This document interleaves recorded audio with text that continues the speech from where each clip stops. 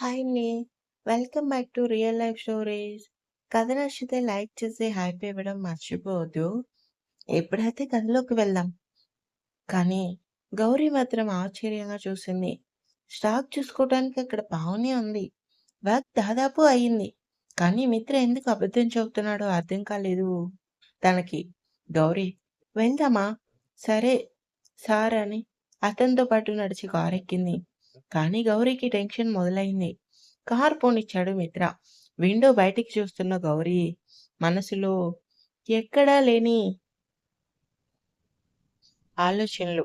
కాసేపటికి కారు ఒక farm house ముందు ఆగింది. ఏమీ అర్థం కాక చూస్తుంది గౌరి. "ఏంటి అలా చూస్తున్నావు? కారు దిగు" అన్నాడు. "సార్ నాకసలు ఏమీ అర్థం కావటం లేదు. షాప్‌కని చెప్పి ఇక్కడికి తీసుకొచ్చారేంటి?" తడబడుతూనే అడిగింది గౌరి. "ఇది మా అమ్మ కోసం నేను స్పెషల్‌గా కట్టించిన ఫామ్ హౌస్. నీకు చూపించాలని అనిపించింది.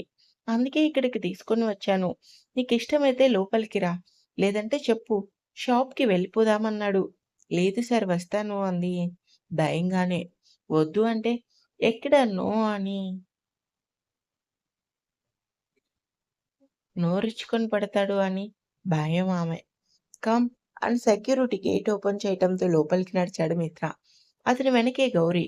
ఫామ్ హౌస్ చుట్టూ అంతా పచ్చని మొక్కలు, చుట్టూ పెద్ద ప్రహరీ గోడ, పార్కింగ్ ప్లేస్. మరోపక్క గార్డెన్ అంతా చూసిన గౌరికి నోటి మాట రాలేదు. ఇలాంటివన్నీ సినిమాలో చూశాను. ఫస్ట్ టైం రియల్‌గా చూస్తున్నాను అనుకుని అడుగులో అడుగు వేసుకుంటూ ఆగింది. గార్డెన్ మధ్యలో చిన్న చెరువు. చెప్పాలంటే ఒక మాదిరి బావిలా ఉంది. అందులో పువ్వులు చూడగానే గౌరికి చాలా బాగా నచ్చింది. "సార్ ఈ ఇల్లు ఎంత సార్? ఏ కొంటావా?" అన్నాడు లాక్ ఓపెన్ చేస్తూ. "లేదు సార్ మామూలుగానే అడిగాను." "ఆ! 2,00,00,000 ఇచ్చేయి ఈ ఇల్లు నీకిస్తాను" అని మిత్ర అనగానే గౌరి షాక్ అయింది. "ఏంటి 2,00,00,000 అంటూ గుండెల మీద చెయ్యి వేసుకొని లోపలికి అడుగుపెట్టిన గౌరి ఇంటిని చూడగానే షాక్ అయింది. లోపలంతా ఎంత నీట్‌గా ఉంది. ఎంతో అందంగా ఉంది. "సార్ నిజంగానే 10,00,00,000 పెట్టి కొన్నా తప్పులేదు. అవునా?" అంటూ తన రూమ్‌కి నడిచాడు.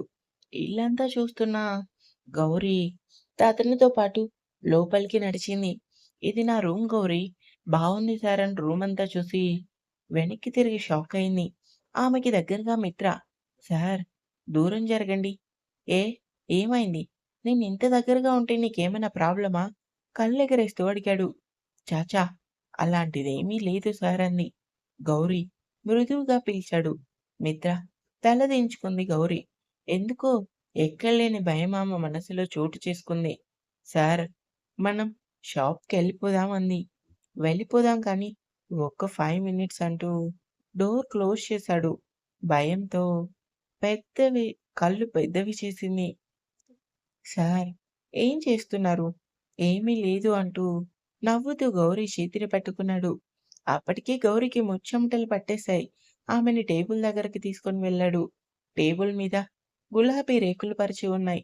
వాటి మధ్యలో చాక్లెట్ కేక్ ఉంది. దానిపై హ్యాపీ బర్త్‌డే గౌరి అని రాసుంది. విష్ యూ హ్యాపీ బర్త్‌డే అని ఆమె కళ్ళలోకి చూశాడు.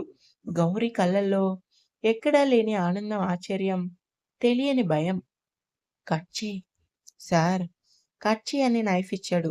వణుకుతున్న చేతులతో కేక్ కట్ చేస్తుంటే మిత్ర ఆమె చేతిని గట్టిగా పట్టుకుని కేక్ కటింగ్ చేయించాడు. గుండె వేగం పెరిగింది గౌరికి. అతని ఊపిరి ఆమె మెడవంపులకి తాకుతుంది. ఏమీ అర్థం కాని పరిస్థితి గౌరీది.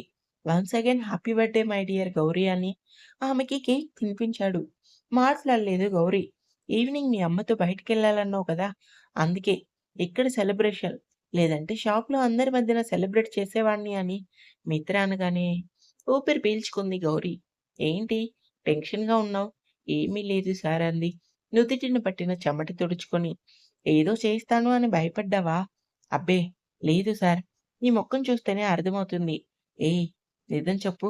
నిజంగానే భయపడ్డావు కదా! అంటూ గౌరి దగ్గరగా వచ్చాడు. భ భయపడ్డాను. ఎందుకు భయపడ్డావు? నా మీద నమ్మకం లేదా? ఆమె చెంపపై చెయ్యి వేశాడు. ఎందుకో గౌరికంత కొత్తగా ఉంది. ఏదో తెలియని అలజడి చోటు చేసుకుందనే చెప్పాలి. ఉంది సార్. మరెందుకు ఇంత కంగారు పడతావు? కేక్ నాకు పెట్టవా?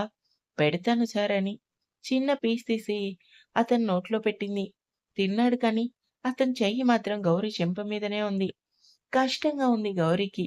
మిత్ర తనకి దగ్గరగా ఉండటం గమనిస్తూనే ఉంది. వెళ్దామా? ఆమె చెంపపై చెయ్యి తీస్తూ వెళ్దాం సార్ అని ఊపిరి పీల్చుకుంది. వెంటనే ఆమెని హత్తుకొని చెంపపై ముద్దు పెట్టాడు.